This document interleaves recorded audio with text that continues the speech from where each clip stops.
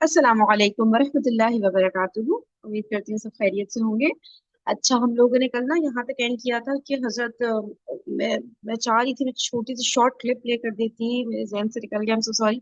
जंग यरमूक के ऊपर ना, कि हजरत उमर रजी अल्लाह तआला अन्हु के अंडर जो लड़ी गई थी, ठीक है, और जिसमें जितना मुझे समझ आया था इनकी एक्सप्लेनेशन से कि जो ईसाई थे उन्होंने बैतुल मक़दस हवाले कर दिया था हजरत उमर रजी अल्लाह तआला अन्हु के। कि मतलब जो उनके पास जो प्रिडिक्शंस आई हुई थी कि कोई दरवेश बादशाह आएगा और यहाँ पे वो फतह करेगा, तो वो हजरत उमर रजी अल्लाह तआला अन्हु को इन्होंने कंसिडर किया और उनको हैंड ओवर कर दिया बैतुल मकदस। और वो ये चाह रहे थे कि बस यहाँ जो है यहूदियों को एंटर होने नहीं देना है किसी भी तरह। सही। तो बस मेन ये बात यहाँ पर हमने एंड किया था असल में, ठीक है। इसको थोड़ा सा पीछे से प्ले कर लेती हूँ, कोई कंफ्यूजन हो तो बताइएगा, फिर रोक के डिस्कस कर लेंगे। सही। 615 में जो है मजूसी लोग, ईरानी लोग जीत गए, खुसरू परवेज। और 624 तक रहा 9 साल। 9 साल के बाद फिर रोमन अम्पायर जो हिरकल आया, वो अपने हाथ में लिया पूरा मामला, और 624 में जीत गया वो।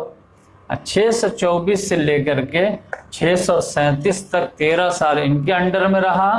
और इधर क्या डेवलप हो रहा था कि जजीरे नुमा अरब में मोहम्मद सल्लल्लाहु अलैहि वसल्लम पैदा हुए 571 में, 610 में नबूवत का ऐलान किए, और 622 में हिजरत करके मदीना चले गए, और 632 तक जो है पूरे जजीरे नुमा अरब में इस्लाम को गालिब करके दुनिया से रुखसत हो गए। खलीफा बने अबू बकर सिद्दीक रजी अल्लाह ताला अन्हु। वह आखिरी साल में जो है दमिश्क की तरफ फौज रवाना किए, और फिर जो है जंग यरमूक अभी शुरू हुए थे तो उनका इंतकाल हो गया। उमर फारूक रजी अल्लाह ताला अन्हु आ गए, और 634 से वो कैंपेन शुरू किए। तो आप जानते हैं कि जंग यरमूक के बाद जो है 637 में ये बैतुल मक़दस उनके हैंड में आ गया। कैसे आया? बिना जंग किए हुए। वहाँ के जो ईसाई लोग थे वो उन लोगों ने हैंड ओवर कर दिया एक मुआहदे के तहत। वो मुआहदा में क्या लिखा गया कि उन लोगों ने कहा कि हम आपको जान और माल, इज्जत, आबरू का अमान देंगे तो हम आपको शहर हवाले कर देते। हमारे किताब लिखा हुआ था कि एक दरवेश बादशाह के हाथ ये फतह होगा। तो उसमें उन लोगों ने एक शिक ये भी लिखा है कि यहाँ पर जो है मुसलमान आके बस सकते हैं, ईसाई भी बस सकते हैं, लेकिन यहूदी नहीं बस सकते, अन्ना यहूदी यहाँ आ सकते हैं। तो उमर फारूक रजी अल्लाह ताला ने कहा कि ये बहुत ज़्यादा जो है ज़्यादती हो जाएगी, क्योंकि उनके भी मुक़द्दस मकामात हैं यहाँ पे, उनके भी जो है जद्द अमजद वगैरह के कब्रें हैं, तो वो तो आने से रोक देना तो ज़्यादा एक तरह से जुल्म पे मबनी बात हो जाएगी।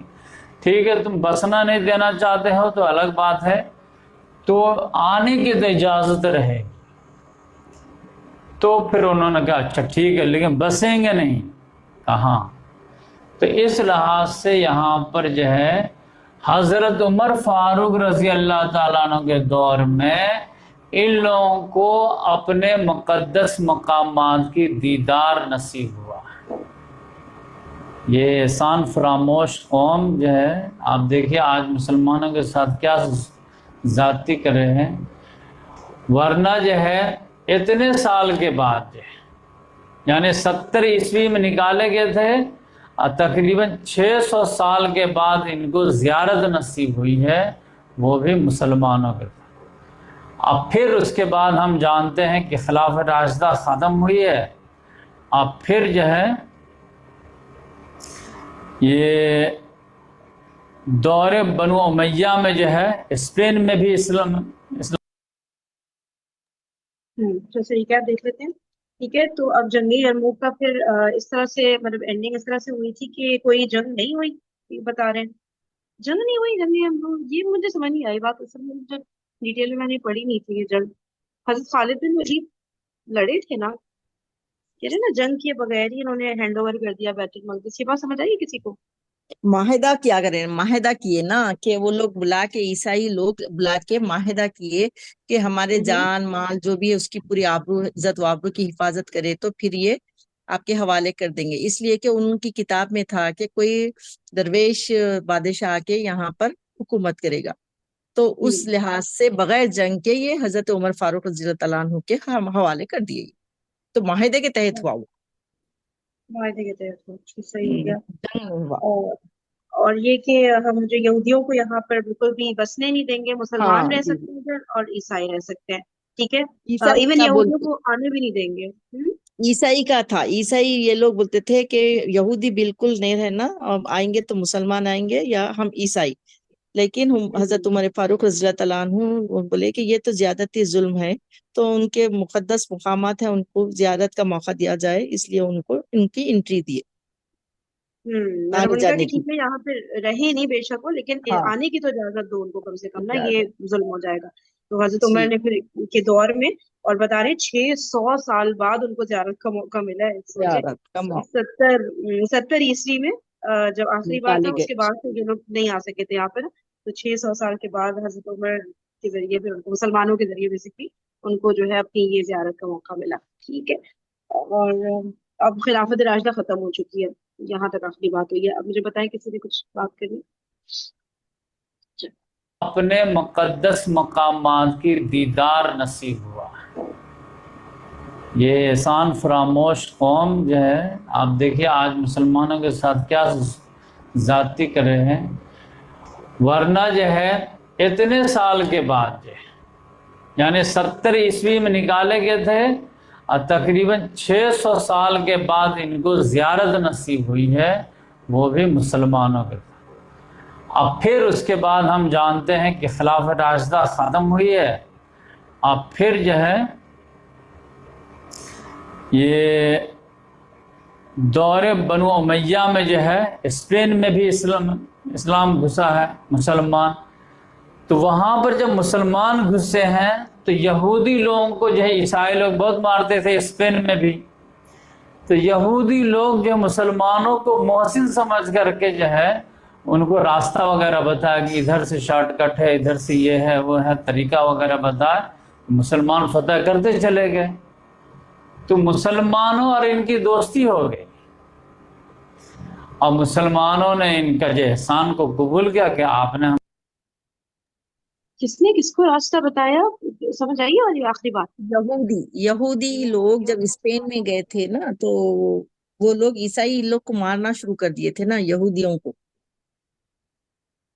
तो फिर यहूद वो हमारे मोहसिन है समझ के क्या करे, फिर उन लोगों को वो करे करके रास्ता बताए। स्पेन में भी अब इस्लाम का गलबा शुरू हो रहा था, यानी कि वहां पर भी इस्लाम आना शुरू हो चुका था।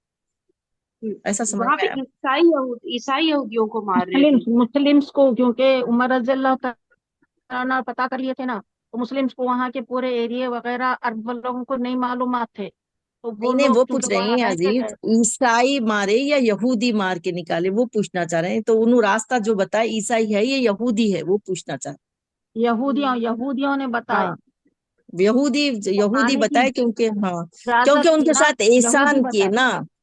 यहूदियों के साथ हजरत फारूक रज़ी अल्लाह तआला अन्हु जो एहसान किए थे ना, कि उनका जियारत के लिए आने जाने, तो वो मोहसिन समझते थे मुसलमानों को। तो उससे वो लोग को जो रास्ता था स्पेन का शॉर्टकट, वो पूरा आने जाने का रास्ता फिर बताना शुरू कर दिए यहूदी। अच्छा अच्छा अच्छा अच्छा, सही सही सही। ठीक हो गया, ठीक हो गया। हमको कॉपरेट किया है तो इनको, वो भी मुसलमानों के। अब फिर उसके बाद हम जानते हैं कि खिलाफत राशिदा ख़त्म हुई है। अब फिर जो है ये दौरे बनु उमैया में जो है स्पेन में भी इस्लाम घुसा है, मुसलमान। तो वहाँ पर जब मुसलमान घुसे हैं तो यहूदी लोगों को जो है ईसाई लोग बहुत मारते थे, स्पेन में भी। तो यहूदी लोग जो मुसलमानों को मोहसिन समझ करके जो है उनको रास्ता वगैरह बताया कि इधर से शॉर्टकट है, इधर से ये है वो है, तरीका वगैरह बताया। मुसलमान फतह करते चले गए। तो मुसलमानों और इनकी दोस्ती हो गई। और मुसलमानों ने इनका जो एहसान को कबूल किया कि आपने हमको कोऑपरेट किया है, तो इनको भी बड़े बड़े जो है नवाजे और बहुत अच्छे तरीके से रिस्पेक्ट तौर से रखे।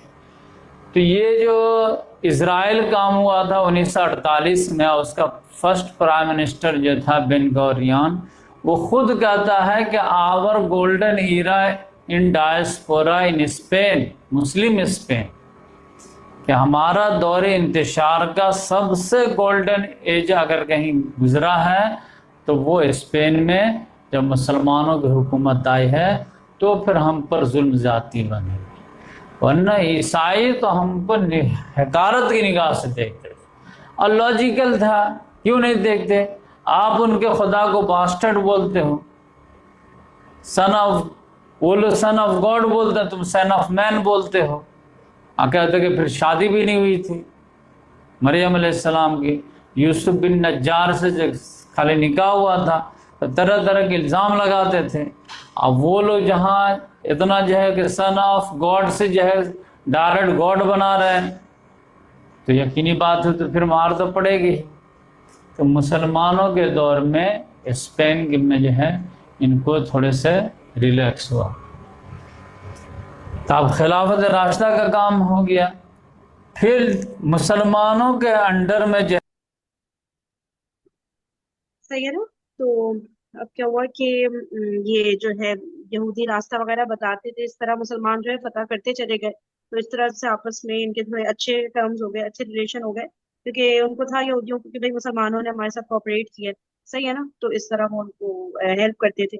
और फिर बता रहे 1948 में जब इसराइल कायम हुआ, तो उनका जो हेड था ना, क्या नाम बताया पता नहीं, कि वो कहते हैं कि हमारा जो गोल्डन एरा है वो स्पेन वाला जो एरा था, यानी ये दौर इंतशार का जो इनका पूरा चल रहा था, डायस्पोरा का, उसका जो गोल्डन एरा था हमारा, वो ये था कि जब हमने स्पेन में स्टे किया ना, क्योंकि वहां पे फिर जो है उन पर जुल्म और ज्यादती वगैरह कम हुई होगी कंपैरेटिवली, या नहीं हुई होगी, जो भी किस तरह से समझे, है ना। तो और ये वाली बात है कि उनपे जुल्म और ज्यादती होने की वजह वही बता रहे हैं कि ये लोग गलत सलत बातें यहूदी बोलते थे ना, हजरत ईसा अलैहिस्सलाम, हजरत मरियम अलैहिस्सलाम के बारे में। सही है। तो इसलिए फिर ईसाइयों को ज़ाहिर है गुस्सा आता था, फिर वो इनके इनके साथ करते थे, बदला वगैरह लेते थे, जुल्म ज्यादती करते थे। ठीक है ना, मोटी मोटी यही बात हुई है, कुछ मिस किया तो बताइए। यही बात है। आप उनके खुदा को बास्टर्ड बोलते हो, सन ऑफ, वो लोग सन ऑफ गॉड बोलते हैं, तुम सन ऑफ मैन बोलते हो। कहते कि फिर शादी भी नहीं हुई थी मरियम अलैहिस्सलाम की, यूसुफ बिन नज्जार से जो खाली निकाह हुआ था, तो तरह तरह के इल्ज़ाम लगाते थे। अब वो लोग जहाँ इतना जो है कि सन ऑफ गॉड से जो है डायरेक्ट गॉड बना रहे हैं, तो यकीनी बात है तो फिर मार तो पड़ेगी। तो मुसलमानों के दौर में स्पेन में जो है इनको थोड़े से रिलैक्स हुआ, तब खिलाफत राशिदा का काम हो गया। फिर मुसलमानों के अंडर में जो है ये 637 में जब ये शहर आ गया है, तो 637 से लेकर के 1099 तक मुसलमानों ही के हाथ में रही। इसमें और भी डायनेस्टी आए, जब बनु उमय्या के हाथ में आया, फिर बनु अब्बास के हाथ में आया, फिर जब फातिमी सल्तनत के एंड में आया, और फिर उसके बाद क्या हो गया कि 1099 में सलीबी हुकूमत के अंडर में आ गया। सलीबी हुकूमत को है, सलीबी जंग के बारे में बहुत पसंद है। सलीबी जंग कहते हैं कि ईसाई लोग जो मजहबी जंग लड़े हैं, ख़ास तौर से बैतुल मक़दस को फतह करने की गर्ज से, तो उसको सलीबी जंग कहते हैं। मुसलमान उसका दिफा किए, अब वो लोग चढ़ाई किए, क्योंकि यूरोप में रेनाइसेंस शुरू हो गया था, और आप जानते हैं कि जो है मुसलमान स्पेन में जाकर के उनको जगा दिए थे एक लिहाज से। तो वो लोग जो है समझिए कि 1099 से जो है, बल्कि 1096 ही से जो है वो अटैक शुरू कर दिए थे। और पहले जो फतह उनको बैतुल मक़दस की फतह हो गई 1099। अच्छा, बहुत सारी बातें आ गई। ये बताइए, ये जो 637 to 1099 है, ये कह रहे हैं ना कि खिलाफत राशिदा मुसलमानों का ये रहा, वही वही एरिया ना जो पूरा उनका जो चलता आ रहा है यहूदा स्टेट वाला, उसी एरिया की बात हो रही है ना, क्योंकि बीच में स्पेन आ गया ना, तो मैं जरा कंफ्यूज हो गई थी हाँ हाँ, वही कि स्पेन वही आ गया। इलाका और वही है ना। जी जी। और उसमें बनु हम्म, उमैया, बनु अब्बासा, अब्बासिया और क्या है, फातिमी हुकूमत, कुछ इस तरह तीन की हुकूमत के बताए, जो 462 तक चली। फिर सलीबी हम्म, हुकूमत आ गई। सही हो जाए। सलीबी रहीन, हुकूमत आ गई वन पीछे से क्या थाउजेंड बात कही है आपने? पीछे से रहीन, क्या? जी जी, 637 आवाज आ रही है मेरी? की। आवाज जी आ जी, रही? आ रही आ रही। आपने पीछे से क्या बात कही है कि ये खिलाफत राशिदा का क्या पीछे से क्या चल रहा था? ये मैं ये कह रही हूँ कि 637 से 1099 में ना मुसलमानों के अंडर रहा इनका एरिया। तो मैं कह रही हूँ वही वाला एरिया ना जो ऊपर से यहूदा स्टेट जो नीचे आती जा रही है, वो वाला जो एरिया था, उसी की बात हो रही है ना, कि वहां पे मुसलमानों का मतलब रूल था। जगह तो वही है ना। मैं सिर्फ ये पूछी थी कि बीच में स्पेन वगैरह का भी जिक्र आया ना, तो मैंने कहा कि इलाका तो वही है, बैतुल मकदस का, जाहिर सी बात है, जहाँ पे वो यहूदा इसराइल स्टेट वगैरह जो बनी थी इनकी। बस इलाके का मैं कंफ्यूज हो गई थी थोड़ा सा। सही। सही है, मुझे, हाँ। ठीक है। तो वो जो है वही जब जो मकाबी सल्तनत, रूमी सल्तनत, फिर ये सब जो भी सल्तनतें थी उसी एरिया में में से थी। लेकर के एक सेकंड। ठीक है, मजूसी सल्तनत, कायम हुई रूमी सल्तनत, अब जो है फाइनली मुसलमानों के अंडर आ चुका है 637 से 1099 में। ठीक है ना, वो यहूदियों वाला जो एरिया था। अब जो है उसके बाद जो है ईस सलेबी जंग बता रहे हैं कि ये वो वाली जंग होती है जो ईसाई लोग लड़ते हैं। ठीक है, ईसाई लोगों की मजहबी जंग होती है, जो बैतुल मकदस को फतह करने के लिए, मतलब उसका दिफा करने के लिए बेसिकली ये लोग लड़ रहे होते हैं, उसको कहते हैं सलीबी जंग। ठीक है ना, ईसाई लड़ते हैं बैतुल मकदस के दिफा के लिए, फतह के लिए, क्या बोलेंगे उसको। ठीक है, एक मिनट पीछे से। एंड में नहीं आया। तो फिर यहाँ पर ऐसी और फिर किस चक्कर में हुई होगी? क्या कह रही? मतलब मैंने कहा ये शुरू किस चक्कर में हुई होगी, मुझे समझ नहीं आई कि क्योंकि ईसाइयों ने तो खुद हैंड ओवर किया था और ये उनके दरमियान तो हो गया था ना, मुआहदा हो हाँ, गया था। तो सही फिर सही। ये जंग किस लिए शुरू की गई होगी? अब इनको चाहिए होगा कि नहीं, हमारे अंडर है, मुसलमानों के पास क्यों है ना। तो ये नहीं मुसलमानों के पास आ गया ना बैतुल मकदस, यही हुआ नहीं, ना फिर वैसे उसके तो बाद। बताया तो उन्होंने अपने खुद अपने हाथ से दिया था ना। हाँ हाँ जी जी, सही कह रही है, उसके बाद कुछ बीच में हुआ होगा जिसकी वजह नहीं से तो फिर उनको। और दौर आ गए ना, उसके बाद बनु उमैया आ गया, फिर बनु अब्बास से आ गए, फिर फातिमा। ये पूरे इतने 462 साल तक ये हुकूमत मुसलमानों की रही। उसके बाद ये जो उसके बाद का दौर है सलीबी दौर, उसमें वो लोग हम्म जागे और जाके फिर क्या किए, अपने बैतुल मुकद्दस मकदस के लिए जो फतह करनी या उनको हासिल करनी या जो भी डिफेंस में अपने लड़े, तो वो है हम्म 1099 जब, तो उनको नहीं फतह मतलब ये हुई। है ना कि या तो फिर ये हुआ है ना, मैं मुझे अब ये वाला बिल्कुल बीच वाला एरिया बिल्कुल नहीं पता ना कि बनु उमैया वगैरह में, या तो नहीं फिर ये पता है वो। कि हजरत उमर जिस तरह से उसको कर रहे थे, मतलब बैतुल मकदस को जिस तरह से वो कर रहे थे, क्या कहते हैं, उनकी हुकूमत में जिस तरह चल रहा था, वो बनु उमैया के दौर में नहीं चल रहा होगा ना। तो उन्होंने कुछ तो हुआ तीनों को होगा, हाँ। एक तरह से दी हुई ना, मजहबी आजादी दी हुई थी तीनों को, ईसाइयों को भी, यहूदियों को भी और मुसलमान भी। तो सबको हम्म। अपना अपने रिचुअल्स करने की आजादी थी, या थोड़ा थोड़ा कुछ ना कुछ हर एक को सपोर्ट वो कर रहे होंगे। तो कुछ ना कुछ हम्म, मुसलमानों के हाथों कोई ना कोई ऐसी गड़बड़ हुई होगी ना, जिसकी वजह से फिर हम्म। ये काम शुरू हुआ होगा, मुझे जी, ऐसे वो ये लग रहा है ना। ताकतवर हो गए, और हाँ ये ताकतवर हो गए, जहाँ कमजोर हो गए फिर ये ईसाई ताकतवर हो गए, फिर होके फिर वो वही है, जहाँ पर अपन कमजोर हो गए मुसलमान, तो उनका गलबा होता ही होता, जिस तरह आज फलस्तीन को देके बैठे जैसी बात हो तो इस तरह के, जैसे यहाँ पे भी हमने देखा था ना, यूनानी सल्तनत के अंदर रह रहे हैं, वो टैक्स भी दे रहे हैं सब कुछ, लेकिन एकदम से कुछ होता था, तहरीक उठती थी कि भाई नहीं, हम क्यों टैक्स दें, हमें हमें बगावत करनी है, हमने जो है कब्जा करना है। तो ऐसी कुछ ना कुछ बात होती होगी ना बीच में, जिस पर उनको होता है हम उनके अंडर क्यों रहे। ठीक है, बैतुल मकदस क्यों मुसलमानों के पास है, तो हमारा है, हमें चाहिए। तो बस वो अंदर से कुछ कोई बात निकली होगी, हाँ मिस हैंडलिंग हुई होगी तो मुसलमानों से बेशक। तो उसके बाद इनको हुआ होगा कि, लेकिन अब ज़ाहिर है इतनी डिटेल्स यहाँ पे तो नहीं आ रही। सही है, गई। हाँ नहीं, ठीक है, बनु तो बस उमैया पढ़ना पड़ेगा, बनु अब्बासिया जी पढ़ेंगे तो अपने को बात समझ अभी में आती है, सारी फिर लंबा हो जाता बहुत। सही कह रही है। चले सही है, तो मैं तो ले लेती फिर उसके बाद क्या हो गया कि 1099 में हूँ। ये जो हल्की सी आवाज आती है ना किरण की, और मुझे पता ही नहीं चलता। किरण चलो हेडफोन रिमूव करो, शाबाश, बताओ क्या कह रही। अभी अब भी नहीं आ आ रही रही है आवाज। नहीं? हाँ अब आ रही है। अच्छा, मैं ये कह रही थी कि ये खिलाफत राशिदा में बनु हम्म। उमैया का दौर भी है ना, जो 462 हाँ ईयर्स है। हाँ वो भी है, और बनु अब्बास भी है, फातिमी भी, ये तीन नाम इन्होंने बताए दौर के। सही है, सही है। ठीक है। बनु हजरत मुआविया से तो बनु उमैया का दौर स्टार्ट हो रहा है ना, यानी हजरत अली की शहादत के बाद जो हजरत मुआविया की शुरू सही, हुई थी हुकूमत, तो वहां से बनु ठीक है, उमैया, फिर बनु अब्बास, फिर फातिमी। सही। सही है।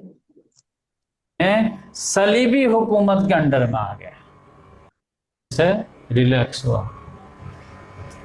तो अब खिलाफत राशिदा का काम हो गया। फिर मुसलमानों के अंडर में जो है ये 637 में जब ये शहर आ गया है, तो 637 से लेकर के 1099 तक मुसलमानों ही के हाथ में रही। इसमें और भी डायनेस्टी आए, जब बनु उमैया के हाथ में आया, फिर बनु अब्बास के हाथ में आया, फिर जब फातिमी सल्तनत के हैं एंड में आया, और फिर उसके बाद क्या हो गया कि 1099 में सलीबी हुकूमत के अंडर में आ गया। सलीबी हुकूमत को ने सलीबी जंग के बारे में बहुत सुना। सलीबी जंग कहते हैं कि ईसाई लोग जो मजहबी जंग लड़े हैं, ख़ास तौर से बैतुल मक़दस को फतह करने की गर्ज से, तो उसको सलीबी जंग कहते हैं। मुसलमान उसका दिफा किए, अब वो लोग चढ़ाई किए, क्योंकि यूरोप में रेनाइसेंस शुरू हो गया था, और आप जानते हैं कि जो है मुसलमान स्पेन में जाकर के उनको जगा दिए थे एक लिहाज से।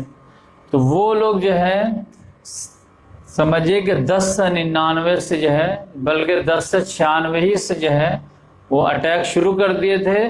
और पहले जो फतह उनको बैतुल मक़दस की फतह हो गई 1099 से लेकर के 1187 तक जो है 88 साल जो है वो सलीबियों के अंडर में ये मतलब ये रहा। अब फिर इसके बाद हम जानते हैं कि इधर जो है इसको भी फतह कर लिया, और फिर स्पेन में भी जो है मुसलमानों को खदेड़ दिया, यहाँ तक कि 1492 में तो एक एक मुसलमान गरनाता भी फॉल हो गया। तो ये स्पेन में जो मार रहे थे मुसलमानों को, तो वहाँ यहूदियों को भी मारे और इनको भी मारे। तो यहूदी फिर जान बचाने के लिए कहाँ भाग के गए? उस्मानी खिलाफत में, जो 1300 में कायम हो गई थी।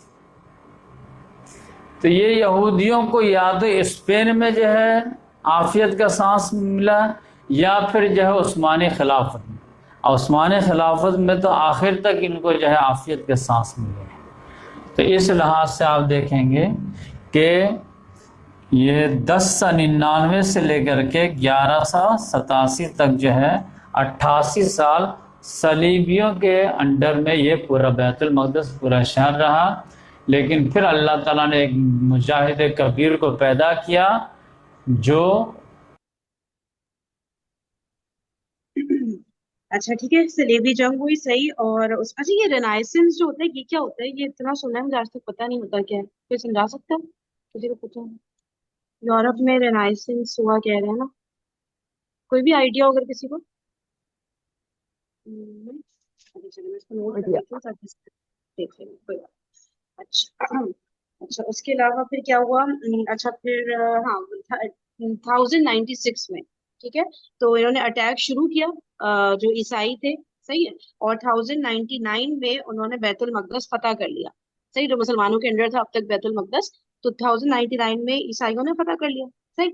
अच्छा 1099 से 1127 तक ये सलेबी हुकूमत के अंडर फिर रही, वही वाली जो इनकी स्टेट थी, बनी इसराइल की, सही है, यानी 28 साल तक सलीबी हुकूमत के अंडर रही, सही। अच्छा और स्पेन में फिर बता रहे हैं कि मुसलमानों को भी ये बहुत 28 मार नहीं रहे है थे, सही, तो अरे जी जी 28 तो नहीं, 88 है। 88 88 ईयर्स 88 है, 28 नहीं।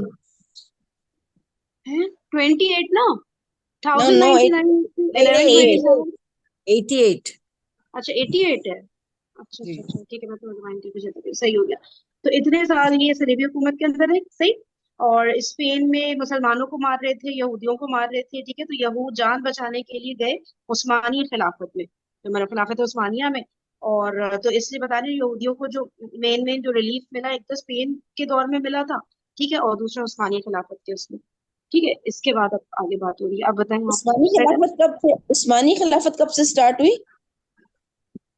ये बताया क्या इन्होंने? पता नहीं मुझे, पूछ रही हूँ, देखिए मुझे नीचे नहीं पता ना, मतलब ये यहाँ पर जो खत्म हुआ, यहाँ से मुसलमानों की खत्म होगी ना खिलाफत, जब वो खत्म हुई खिलाफत 88 राशिदा, तो ईयर्स फिर के भी बाद है शायद। हाँ, 88 ईयर्स के बाद हुई, जो अय्यूबी बता रहे हैं ना, तो उसमें उस्मानी वो नहीं, हाँ उस्मानी दौर खिलाफत बता रहे हैं शायद। तो हो सकता है 88 ये के बाद। नीचे लिखा है बोले नहीं वो, मगर इस तरह समझ आ रहा। 1127 के बाद होगा शायद। अच्छा देखते हैं अभी अपने आगे को पढ़े तो पूछा। समझ में आ जाता। जिनका नाम था सलाहुद्दीन अय्यूबी। मजहबी जंग लड़े हैं, ख़ास तौर से बैतुल मक़दस को फतह करने की गर्ज से, तो उसको सलीबी जंग कहते हैं। मुसलमान उसका दिफा किए, अब वो लोग चढ़ाई किए, क्योंकि यूरोप में रेनाइसेंस शुरू हो गया था। और आप जानते हैं कि जो है मुसलमान स्पेन में जाकर के उनको जगा दिए थे एक लिहाज से। तो वो लोग जो है समझिए कि 10 से 99 से जो है, बल्कि 10 से 96 ही से जो है वो अटैक शुरू कर दिए थे। और पहले जो फतह उनको बैतुल मक़दस की फतह हो गई 10 से 99। 10 से 99 से लेकर के 1187 तक जो है 88 साल जो है वो सलोबियों के अंडर में ये मतलब ये रहा। अब फिर इसके बाद हम जानते हैं कि इधर जो है इसको भी फतह कर लिया, और फिर स्पेन में भी जो है मुसलमानों को खदेड़ दिया। यहाँ तक कि 1492 में तो एक एक मुसलमान गरनाता भी फॉल हो गया। तो ये स्पेन में जो मार रहे थे मुसलमानों को, तो वहाँ यहूदियों को भी मारे और इनको भी मारे। तो यहूदी फिर जान बचाने के लिए कहाँ भाग के गए? उस्मानी खिलाफत में, जो 1300 में कायम हो गई थी। तो ये यहूदियों को या तो स्पेन में जो है आफियत का सांस मिला, या फिर जो है उस्मानी खिलाफत में। और उस्मानी खिलाफत में तो आखिर तक इनको 1300 बोला है ना इन्होंने, उस्मानी खिलाफत। सुना आप लोगों ने कि 1300 में उस्मानी खिलाफत कायम हुई, इन्होंने बोला है। और मैं ये सोच रही हूँ कि ये तो जो है यानी कि आफियत के सांस मिला। 1180, तो इस 1187 की बात है। 1099 से 1187 ये सलेबी हुकूमत रही, ठीक है ना। तो इसमें तो ये सेटल नहीं हो सके, तो 1300 तक मतलब ये फिर सेटल नहीं रहे, तब जाके तो 1300 में उस्मानी खिलाफत कायम हुई है, तब जाके इनको रिलीफ मिला है, ऐसा लग रहा है, क्योंकि बोला तो उन्होंने यही वाला सन है, ठीक है। स्पेन में जो मार रहे थे मुसलमानों को, तो वहां यहूदियों को भी मारे और इनको भी मारे। तो यहूदी फिर जान बचाने के लिए कहां भाग के गए? उस्मानी खिलाफत में, जो 1300 में कायम हो गई थी। तो ये यहूदियों को या तो स्पेन में जो है आफियत का सांस मिला, या फिर जो है उस्मानी खिलाफत में। और उस्मानी खिलाफत में तो आखिर तक इनको जो है आफियत के सांस मिले। तो इस लिहाज से आप देखेंगे कि ये 10 से 99 से लेकर के 1187 तक जो है 88 साल सलीबियों के अंडर में ये पूरा बैतुल मक़दस पूरा शहर रहा। लेकिन फिर अल्लाह ताला ने एक मुजाहिद कबीर को पैदा किया, जो जिनका नाम था सलाहुद्दीन अय्यूबी। तो ये समझ जाइए कि तीसरी जंग में जो है इन्होंने फतह कर लिया 1187 में। अब फिर उसके बाद फिर दोबारा वापस लेने के लिए समझिए कि 5-6 जंग और वो लड़े, लेकिन नहीं ले पाए। सलाहुद्दीन अय्यूबी अकेले जो है पूरा फाइट किया, कोई मुस्लिम ममलिकत उनका साथ नहीं दिया। मिस्र में अकेले हुकूमत कायम किए थे, अकेले फाड़ देते था। उधर पूरे यूरोप की ताकत थी। तो सलीबी जंगों पे एक लेंगे टॉपिक, इंशाल्लाह उस पर डिटेल से बात करेंगे। ये जो कह रहे हैं कि सलाहुद्दीन अय्यूबी ने फतह किया, फिर 5-6 जंगें और लड़ी, ये ईसाइयों ने लड़ी ना? या यहूदियों ने लड़ी? ये नहीं समझ आई बात आखिर में। जो जो अकेले सलाहुद्दीन अय्यूबी ने लड़ी इनके अगेंस्ट, तो किसने वो 5-6 जंगी छेड़ी? ईसाइयों ने ना वापस लेने के लिए। ईसाइयों ने? अच्छा अच्छा, ठीक है। लेकिन यहाँ पर मुझे ये जो बीच में कहे ना कि इतना लंबा वो जो गैप आ रहा है, ये जो कह रहे हैं उस्मानी खिलाफत 1300 में कायम हुई, जी जी। तो वो इस तरह से लुनाबा जी देखिए, 1187 है ना, 1187 तक तो सलेबी हुकूमत चली है, सही है। और सही 1187 में ही सलाहुद्दीन अय्यूबी ने फतह कर लिया बैतुल मक़दस। ठीक है, तो और अभी ये सलाहुद्दीन इधर ही अय्यूबी जो बता है रहे। ये उस्मानी खिलाफत से पहले की बात है। हाँ, ये उससे पहले का ही फिर होगा, क्योंकि 1300 आप लोग को भी लगा है ना सुनने में, इन्होंने 1300 ही बोला है ना। हाँ, हाँ, 1300 बोला तो 1300। थोड़ा ये तो बोला है, लेकिन जो है ना मेरे ख्याल में 1300, जहां तक मेरे यहाँ कुछ 15वीं सदी थी उस्मानी खिलाफत की, तो ये पता अच्छा, नहीं आपको और आगे लग रहा है, और आगे था? हाँ, हो सकता है अच्छा। मेरे समझने में गलती हो, लेकिन ये जो बता 13वीं सदी बता रहे हैं, 1300 बता रहे हैं, बल्कि 14वीं सदी हुई ना 1300। जी जी, चौधरी बिल्कुल ऐसे ही, चौधरी। अब देखते हैं सलाहुद्दीन अय्यूबी का क्या एटीट्यूड था यहूदियों की तरफ। ये मुझे तो ज्यादा हिस्ट्री नहीं पता, लेकिन अब उन्होंने फतह कर लिया, तो अब शायद ये बताएंगे कि यहूदियों के साथ क्या हुआ, तो शायद हमें क्लियर हो जाए ना। ठीक है, चले। तो फिर क्या हुआ कि 1187 में सलाहुद्दीन अय्यूबी ने तीसरी जंग, ये हुई ना, तीसरी जंग इस तरह से हुई कि पहली जो जंग थी वो जंग यरमूक होगी, है ना, जिसमें हैंड ओवर कर दिया था हजरत उमर को बैतुल मकदस। दूसरी जो जंग थी उसमें ये जो क्रिश्चियंस थे, इन्होंने जीत लिया, बैतुल मकदस फतह कर लिया इन्होंने 1099 में, सही है। तीसरी जंग फिर हुई है ये 1187 में, इसमें जो है फिर सलाहुद्दीन अय्यूबी ने बैतुल मकदस फतह कर लिया। इसके बाद 5-6 जंगें और लड़ी ईसाइयों ने, लेकिन सलाहुद्दीन अय्यूबी ने अकेले डिफेंड कर लिया। ये बात हुई है, बस आगे ही होगी। ठीक है, चलो क्या करती हूँ इसमें। 8-9 जंगें हुई हैं सलेबियों के अंडर में, ये मतलब ये रहा। अब फिर इसके बाद हम जानते हैं कि इधर जो है इसको भी फतह कर लिया, और फिर स्पेन में भी जो है मुसलमानों को खदेड़ दिया, यहाँ तक का सांस मिला। या फिर जो है उस्मानी खिलाफत में, और उस्मानी खिलाफत में तो आखिर तक इनको जो है आफियत के सांस मिले। तो इस लिहाज थोड़ा से सा आप आइडिया दोगे कि ये जो है एक स्पेन ये किस साइड पर है?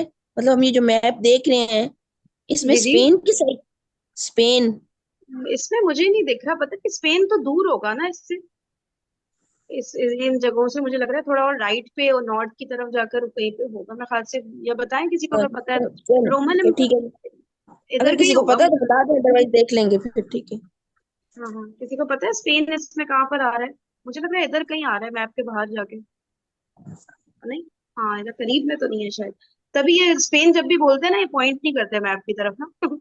चलो वही आगे देखेंगे कि ये 1099 से लेकर के 1187 तक जो है 88 साल सलीबियों के अंडर में ये पूरा बैतुल मक़दस पूरा शहर रहा।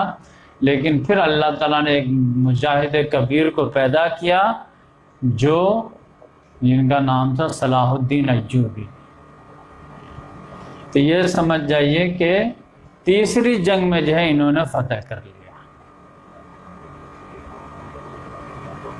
1187 में। अब फिर उसके बाद फिर दोबारा वापस लेने के लिए समझिए कि 5-6 जंग और वो लड़े, लेकिन नहीं ले पाए। सलाहुद्दीन अय्यूबी अकेले जो है पूरा फाइट किया, कोई मुस्लिम ममलिकत उनका साथ नहीं दिया। मिस्र में अकेले हुकूमत कायम किए थे, अकेले फाड़ देते था। उधर पूरे यूरोप की ताकत थी। वो तो सलीबी जंगों पे एक लेंगे टॉपिक, इंशाल्लाह उस पर डिटेल से बात करेंगे। 8-9 जंगें हुई हैं। तो इस लिहाज से जो है ये 88 साल के बाद दोबारा जब बैतुल मक़दस फतह हुआ, और उसके बाद जब फिर मुसलमानों के हाथ में 1187 में आ गया, जो कब तक रहा 1948 तक। तो सलीबियों के बाद जो है ममलूक की हुकूमत आ गई। अब ममलूक की हुकूमत के बाद जो है 1517 में जो है वो खिलाफत उस्मानिया के अंडर आ गए। खिलाफत उस्मानिया के अंडर से जब फिर 1917 तक, ये समझिए कि बाल्फोर डिक्लेरेशन तक, ये 400 साल जो है खिलाफत उस्मानिया ही के अंडर में रही। उसके बाद इनको बरतानिया ने परमिशन दे दिया बाल्फोर डिक्लेरेशन के तहत कि अब आप जा सकते हैं। और फिर 30 साल के बाद जो है 1948 में, यानी 31 साल के बाद जो है इनकी हुकूमत कायम हो जाती है। तो ये इनकी मुख्तसर तारीख है। तो इंशाल्लाह मैं जो है, अच्छा अभी काफी मुश्किल मुश्किल टर्म्स आई हैं, पता नहीं बायफोर क्या। मेनली जो बात थी वो ये कि 1517 से 1917 ये खिलाफत उस्मानिया के अंडर रहा है, ठीक है। तो वही जो मुनावर जी कह रही थी ना कि 1500 सन वगैरह में, तो 1500 होगा शायद, फिर 1300 नहीं होगा, लेकिन बीच में फिर क्या हुआ अभी वो समझ नहीं आया, ठीक है। तो मतलब 1187 के बाद, 1187 में सलाउद्दीन अय्यूबी ने कब्जा किया ना, ठीक है। है ना, तो एक बड़ा जंप लग रहा है मुझे। जी 1500 से पहले ये ममलूक की सल्तनत का कह रहे हैं ना, ममलूक का, वो भी तो अच्छा मुसलमानों की थी ना, अच्छा ममलूक भी अच्छा तो अच्छा। मुसलमानों की सल्तनत थी। और फिर ये 1517 में उस्मानियों के पास आए, तो वो उस्मानी भी मुसलमानों की, तो इनको आफियत रही है इन सारे दौर में, लेकिन ज्यादा आफियत जो रही है वो उस्मानियों के दौर में रही है। क्योंकि अच्छा यहूद ममलूक के साथ तो ये जो सलेबी जंगें बहुत रही है ना, हम लोगों ने ये जो अभी सारे बहुत सारे मशहूर मशहूर ड्रामे गए हैं टर्किश वाले, तो ये लोगों हाँ ने हाँ। देखे सारे, तो उसके अंदर यही था कि ममलूक के साथ भी इनकी लड़ाई रहती थी, उस्मानियों के साथ तो सलेबी मतलब सलेबियों की लड़ाई रहती थी, क्रूसेडर्स की, है ना। तो अच्छा वो जो है ना वो लड़ाइयाँ उनकी रहती थी। अब उसमें ये है कि यहूद जो है वो ये अपनी साजिशें करते रहते थे, लेकिन बहरहाल फिर भी इनको आफियत से जो रहने को मौका मिला है कि अपनी इनका इनको जो गुलामी में नहीं रखा गया, या जो इनको इनके राइट्स थे इनकी इबादत के और इनके हर चीज के, वो हम्म। इनको करने दिए गए। वो मुसलमानों के दौर हुकूमत में थे, तो उस लिहाज से तो ममलूक का भी मुसलमानों का था और उस्मानी का भी मुसलमानों का था। 1500 देखो ये बता रहे हैं ना, 1300 नहीं 1500 है मुसलमानों का, जी उस्मानियों का। उस्मानिया, हाँ खिलाफत हाँ उस्मानिया, सही सही सही सही, ठीक हो गया जज़ाकल्लाह। तो सही है। 1187 के बाद, हाँ फिर उसके बाद जो है 1517 तक सही ममलूक की अच्छा, हुकूमत स्पेन थी। वाला जो बता रहे हैं ये, उसका हाँ टाइम हाँ। इन्होंने क्या बताया है? वो टाइम कौन सा था स्पेन वाला इनका, मुसलमानों का? ये स्पेन में जो स्पेन का तंग तो, करते थे जो मुसलमानों को ना। स्पेन नक्शे में नहीं है ना फरहीन यहाँ पर, ये जी तो जी, यहाँ नहीं है, यहाँ नहीं है। नक्शा है ना बस ये हम्म। उसके बाद स्पेन तो यूरोप में है ना। तो ये जी जी जी। स्पेन का जो है ना, इन्होंने ये नहीं बताया कि ये वो स्पेन का वो वाला है ना जो तारिक बिन जियाद ने गए थे और किश्तियां जला दी थी, बहुत मशहूर खिलाफत मकाम। रास्ता के टाइम पे उन्होंने ये कहा ना, मेरा ख्याल खिलाफत रास्ता जब थी उस वक्त के बाद की बात की मैं ख्याल कर रहे हैं, हाँ, जब स्पेन की बात की है। या उस दौर की बात होगी। हाँ जी, उसी दौर की है, मतलब स्पेन में बनु उमैया के दौर में कह रहे हैं ना इस्लाम हाँ दाखिल हुआ, हाँ, बिल्कुल हम्म। बिल्कुल। खिलाफत रास्ता के अंदर ही आया ना। जी सही हो गया। नहीं, खिलाफत राशिदा के बाद है ना बनु उमैया का दौर। हाँ हाँ जी, उसके मतलब वही बाद ना, है। खिलाफत रास्ता मतलब वो हजरत बेसिकली उसके माविया बाद। रज़ी अल्लाह तआला अन्हु के दौर में है। सही जी सही। हजरत माविया के अच्छा दौर ये में, सही। बताइएगा, ये ममलूक कौन सा दौर हुकूमत है? ममलूक क्या है? ममलूक की वही है जैसे बादशाह, बादशाही हुकूमत, ममलूकियत। नहीं ये किसका है, ये नहीं नहीं, वो उस्मानी ममलूकियत था। हुकूमत और उसके ममलूक जो था ना जो। ये वो थी, कास्ट थी, जैसे ये उस्मानी है ये कास्ट इनकी। और तो इससे इससे एक वो मुझे नाम नहीं याद है उनके बादशाहों के, लेकिन बहरहाल ममलूक जो थे ना वो ये मुसलमानों की ही थी। जैसे फातमीद भी कोई कास्ट थी मेरे ख्याल से, उसी ऐसे हम बोलेंगे ना, कास्ट होती हैं अलग अलग। हाँ, बनु उमैया, बनु अब्बासिया में जो बादशाह के नाम हाँ याद नहीं है वो अपने को, तो वो जो भी एक एक भी अगर याद रखे तो अपन इसको समझ ले सकते हैं आसानी से। तो ममलूक खिलाफत दौर राशिदा के हुकूमत का बाद उन्होंने क्या जो बताया, कब से शुरू हुआ था, उसकी डेट क्या है? क्या मुझे लग रहा है 1517 से पहले का हम लिखेंगे। और हाँ यहाँ पे लिखेंगे हाँ 1517, क्योंकि 1517 में जो है खिलाफत उस्मानिया स्टार्ट हुई है। तो उसके बाद से मतलब कि उससे पहले से जो है ममलूक हुकूमत थी। सही है। और क्या बात हो रही है, मतलब जो सलाउद्दीन अच्छा, अय्यूबी की थी तो वो ममलूक के उसमें तो नहीं आएगा ना। जो क्योंकि सलाउद्दीन अय्यूबी का जो दौर है ना उसका, ये इन्होंने ना कंबाइन किया हुआ है यहाँ पे, नहीं, अय्यूबी ममलूक और ये सब ना। अभी तो तो ये बाद में ही मिलाकर 1187 टिल 1517, मुझे ऐसा लग रहा है कि इसमें अय्यूबी भी थी, अय्यूबी जो लिखा और ममलूक। सही सलाउद्दीन है। हाँ, सलाउद्दीन अयूबी के नाम पर होगी ना, अयूबी उसके और बाद आगे का है ना, जब ममलूक। सलीबी हुकूमत आगे सलीबी हुकूमत ना है। 1187 में ना सलेबी जो है वो खत्म हो गई हुकूमत। ठीक है, क्योंकि सलाउद्दीन अयूबी आ गए 1187 में। उसके बाद का ना सही। फिर अयूबी ममलूक ये सब 1187 टिल 1517 ये वाले रहे हैं। सही, अयूबी ममलूक, और फिर 1517 टिल 1917 ये अपना खिलाफत उस्मानिया। सही है। और फिर 1948 में जाके जो है ये इन्होंने अपना इसराइल का अपना हो गया पूरा, यहूदी यहूदी विन अच्छा, कर ये गया ना मैंने फिर 1948 में, स्टेट कायम हुई। जी। हाँ रेनाइसेंस का देखा है मैंने, थोड़ा सा जो पता चला मुझे। हाँ हाँ। तो वो ये है, रेनाइसेंस के जो है ना उसको, ये बेसिकली इनके 4 पीरियड से, ठीक है, एक अर्ली था, एक हाई था और एक लेट, और फिर लेट रेनाइसेंस के इराज हैं डिफरेंट। अब ये बेसिकली अच्छा। होता क्या है, ये हुआ ये था कि मुसलमानों ने जब दौरे हुकूमत आया था ना, जब उन्होंने इसराइली उनको, सॉरी, यहूदियों को भी जो है वो इजीली उनको मतलब इजाजत दे दी थी, मतलब हर कोई अपनी अपनी प्रैक्टिसेस कर सकता था, और वो हम्म बड़ा सुकून वाला जो स्पेन में था उनका दौरे हम्म हुकूमत था, किसी के ऊपर कोई वो जुल्म नहीं था उस तरह से, इस तरह इतना ज्यादा। तो उस वक्त हम्म जो मुसलमानों ने टेक ओवर किया था ना, तो उस वक्त ईसाइयों जब मुसलमान हुकूमत करते थे, तो मुसलमान उस वक्त जाहिर है पीक पे थे अपनी हर चीज में। ठीक है, ये उनका उरूज का दौर था, और हम्म डिस्कवरीज के लिहाज से भी, और इस हर चीज में। तो इन्होंने ना, ईसाइयों ने फिर वहां से जो है ना मुसलमानों से, यानी कि ये चीज इंस्पिरेशन के लिए जो भी, तो उन्होंने उस कॉन्सेप्ट उस दौर में ये फ्लरिश किए ईसाई।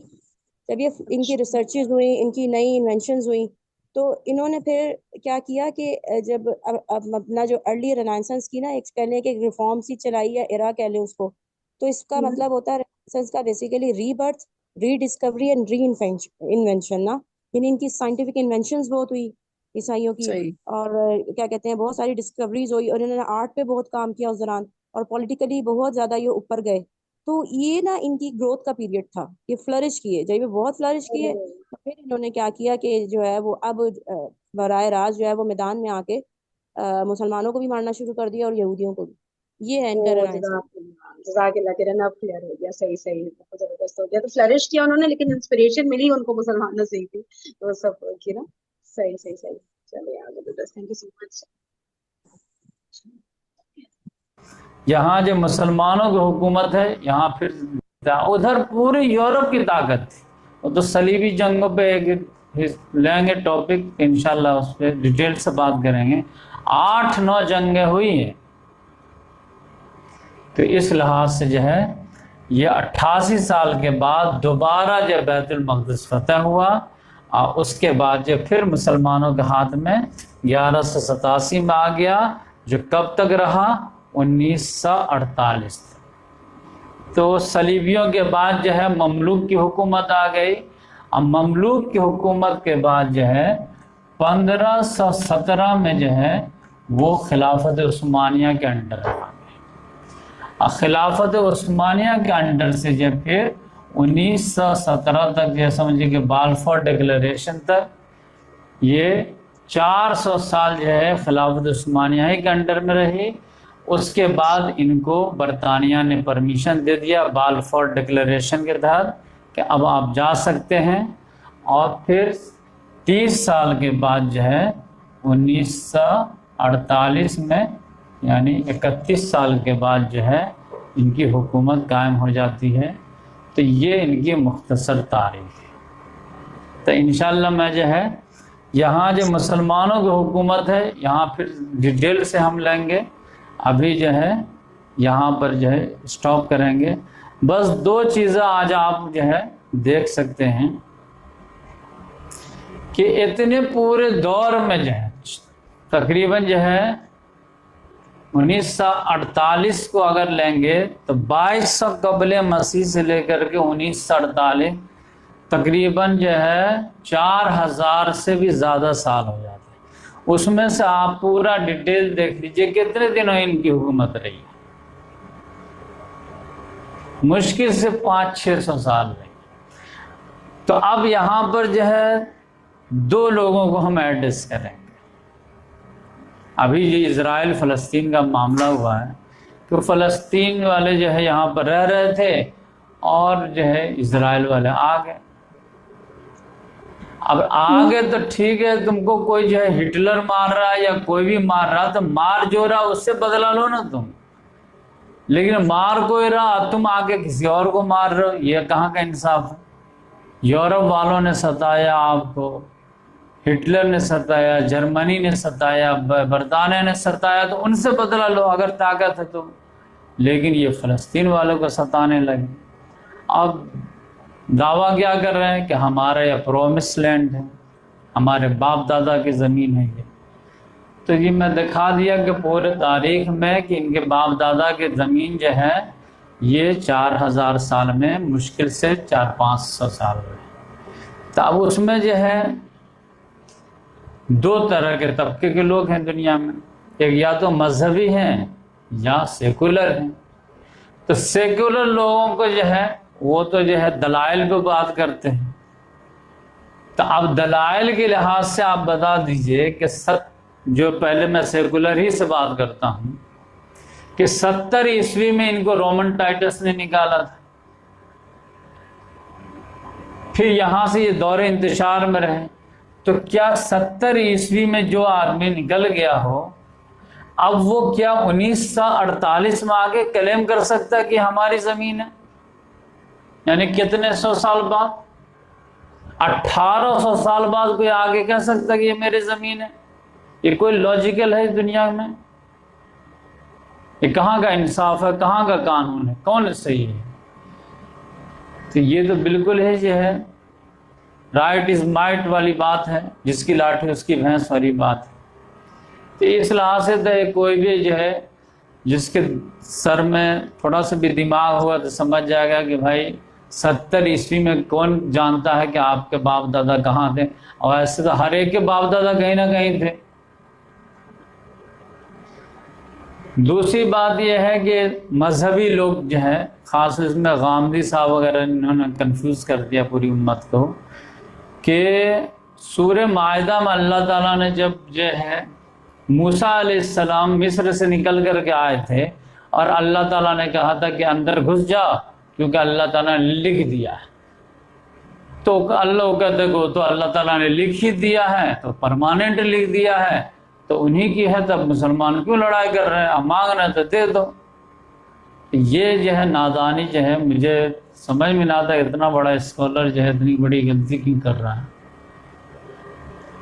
यहाँ पर आप देखेंगे कि मजहबी लिहाज, मजहब में क्या चलता है? अल्लाह ताला ने, वो कहता है कि अल्लाह ताला ने मुझे लिख दिया है, क्योंकि कुरान में आयत भी है कि या कौम दुखुलुल अर्ज़ल मुक़द्दसतल्लती कतबल्लाहु लकुम, ऐ मेरी कौम के लोगों उस मुक़द्दस सरजमीन में घुस जाओ जो अल्लाह ताला ने तुम्हारे लिख दिया है। इसीलिए वो प्रोमिस लैंड बोलते हैं, अल्लाह ताला ने लिख दिया है।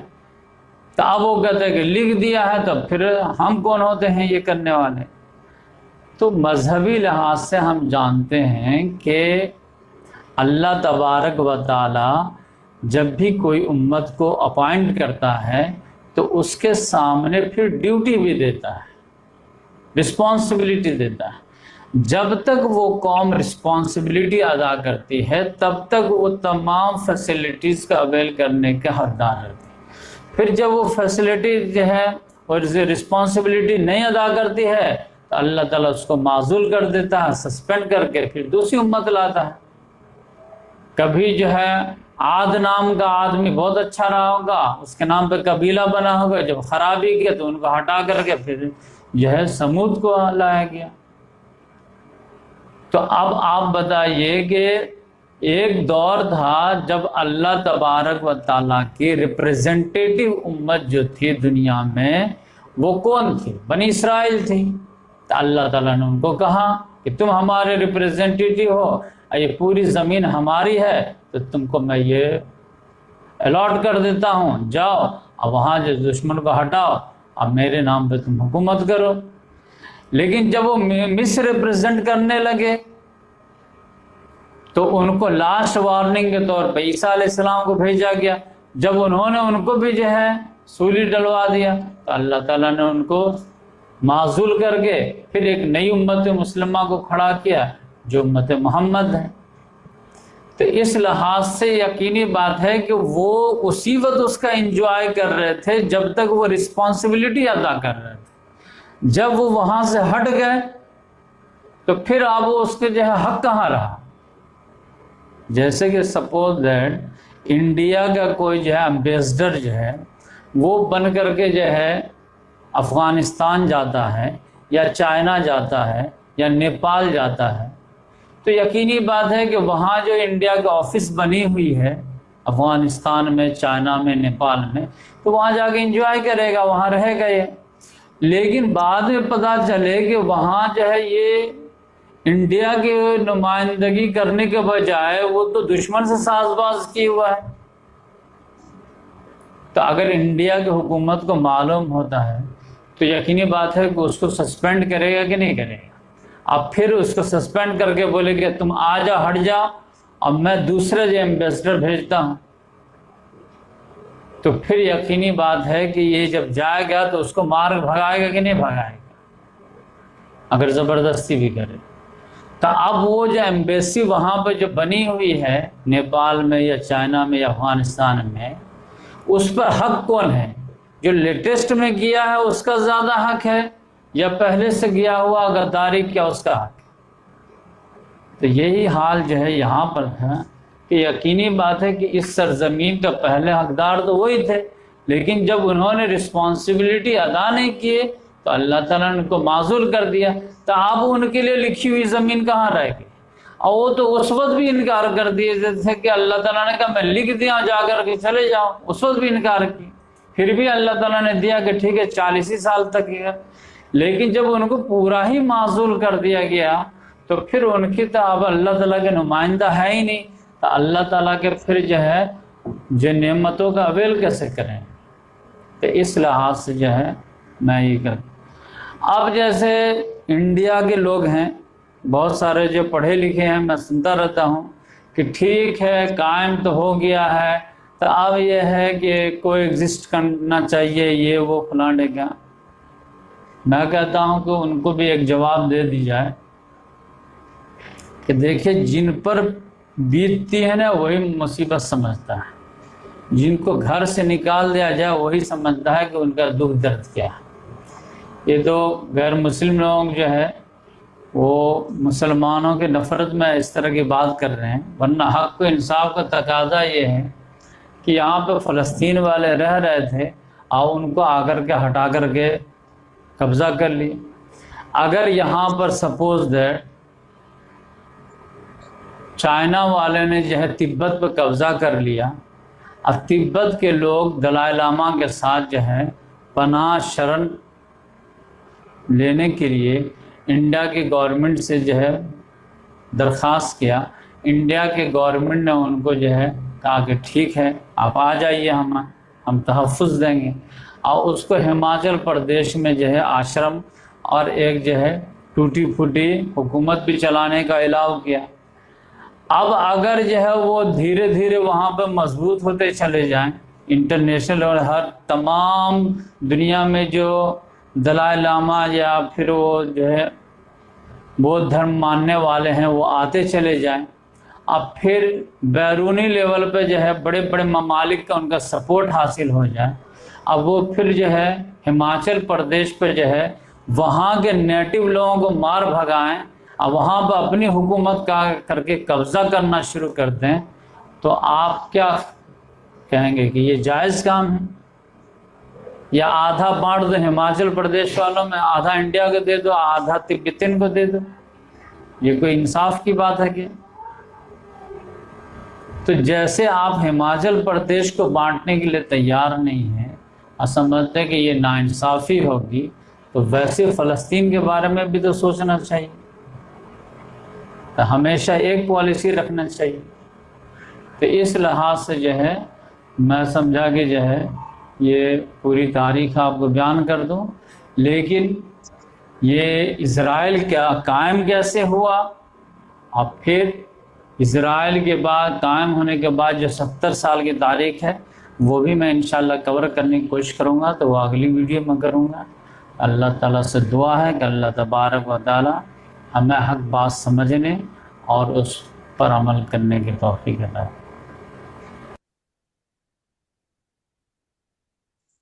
ताला जज़ाय खैर दे, इनको इतना सिंपल वर्ड्स में इतनी मुश्किल मुश्किल बातें समझा दी माशाल्लाह। सही है, फिर कल जो है ना एक बस हाफ एन आवर हमारा सूर्य कहफ चलेगा इंशाल्लाह, है ना, जुम्मा है ना, और हाफ एन आवर ना डॉक्टर शार की इसी टॉपिक के ऊपर एक वीडियो है वो चला दूंगी। सही, फिर मंडे से इंशाल्लाह हम लोग अपनी तफसीर कंटिन्यू कर लेंगे। सही है, चलिए, thank you so much everybody, जज़ाकुमुल्लाह खैरन कसीरा, सुब्हानकल्लाहुम्मा व बिहम्दिका, नशहदु अल्ला इलाहा इल्ला अंता, नस्तगफिरुका व नतूबु इलैक। अस्सलामु अलैकुम व रहमतुल्लाहि व बरकातहू। वालेकुम अस्सलाम। व रहमतुल्लाहि